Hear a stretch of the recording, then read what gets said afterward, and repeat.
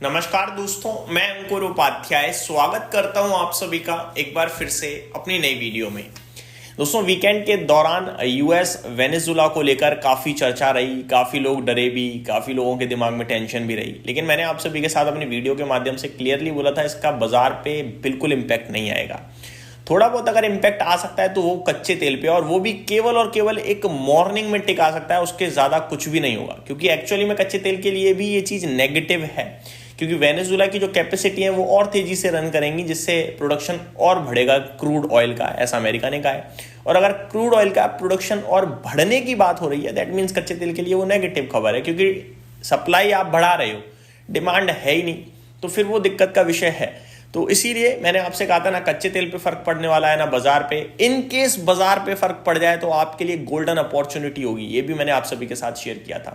दोस्तों, हम लोग जब बंद मार्केट में किसी चीज की तैयारी करते हैं ना, तो उस पर हमारा कॉन्फिडेंस बंद बाजार में तो पूरा होता है, लेकिन जब बाजार खुलता है तो कॉन्फिडेंस डगमगा जाता है। फॉर एग्जाम्पल, अभी बाजार गिर जाता तो आप लोग कहते कि भाई आप तो कह रहे थे कुछ भी नहीं होगा बाजार में, मार्केट तो क्रैश हो गया, बेचो, खराब है, बाजार क्रैश होगा, वेनेजुला ये कर देगा, यूएस वो कर देगा।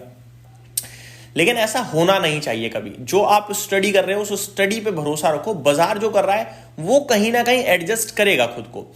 आज अगर बाजार गिरता है तो मेरा सिंपल सा लॉजिक होता है कि एफआईआई जो वापस आए हैं छुट्टी के बाद वो बेच रहे हैं। लेकिन अभी तक की सिचुएशन में मेरे को देखकर ऐसा लग रहा है कि एफआईआई न्यूट्रल साइड पे बैठे हुए हैं और वापस लौटे हैं। कैसे कह सकता हूं मैं वापस लौटे हैं? आज के टॉप टर्नओवर वाले स्टॉक्स की बात करूंगा मैं आप सभी के साथ। उनमें वो नाम शामिल है जो एफआईआई के रडार पे रहते हैं, जो बीते 5-7 ट्रेडिंग सेशन से ऑफ रडार हो चुके थे क्योंकि एफआईआई छुट्टी पे थे। अभी मैं पहले आपके साथ निफ्टी का व्यू डिस्कस करना चाहूंगा। 26,360 निफ्टी ट्रेड कर रहा है इस समय। आज लाइफ हाई हिट करा है निफ्टी ने 26,373 का। आज का लो 26,263 है। मैंने कल भी आपसे कहा था कि 26,200 हम स्टॉप लॉस के रूप में कैरी करेंगे और 26,400, 425 और 475 की बात करेंगे। अभी स्टॉप लॉस भी नहीं हुआ और टारगेट भी नहीं हुआ, वहीं का वहीं है निफ्टी फ्लैट। अब देखो 30 पॉइंट ऊपर है, लाल निशान में तो नहीं है ना, टेंशन फ्री तो बैठे हो आप, तो यही बस चाहिए और क्या चाहिए। मिड कैप स्मॉल कैप हरे निशान में है, बैंक निफ्टी सेंसेक्स हरे निशान में है, चौतरफा हरियाली है। मिड कैप हालांकि बिल्कुल फ्लैट टू पॉजिटिव है, लेकिन बाकी तरफ आपके लिए अच्छी हरियाली देखने को मिल रही है इस समय। मार्केट ब्रेथ 1277 शेयर्स पॉजिटिव है, 1434 शेयर्स नेगेटिव है, तो थोड़ा सा गिरने वाले शेयर्स की संख्या इस समय आपको ज्यादा दिख रही है मार्केट्स में।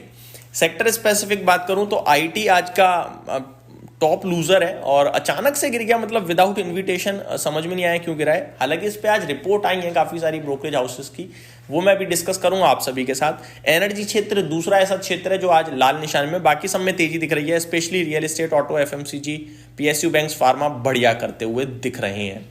आज के टॉप टर्नओवर वाले स्टॉक्स की बात करना चाहूंगा। पहले हिंद कॉपर है, करीब 1550 करोड़ का सौदा हो चुका है, इसको अभी छोड़ो। अब देखो एचडीएफसी बैंक टॉप टर्नओवर की लिस्ट को सेकंड नंबर पे लीड कर रहा है।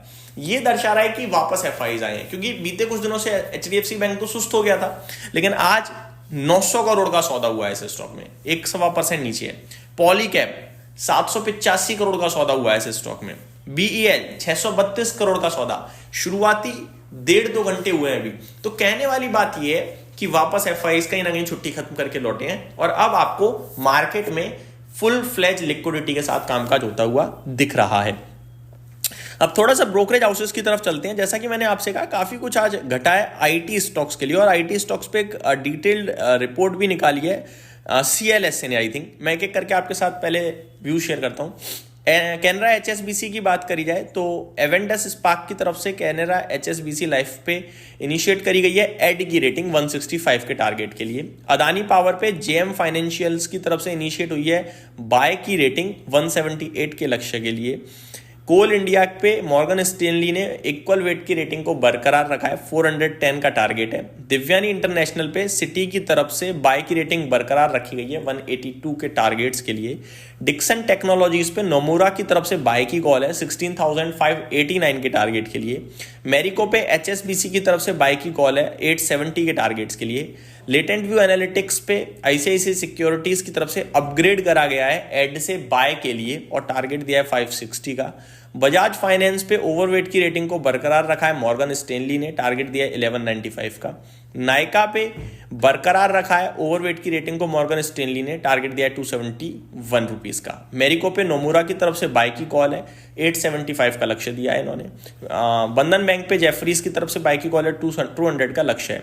अब आईटी स्टॉक्स की बात करें तो सीएलएसए की एक दिग्गज रिपोर्ट आई है, डिटेल्ड रिपोर्ट है, माफ कीजिएगा। विप्रो पे 237 का टारगेट, होल्ड की रेटिंग।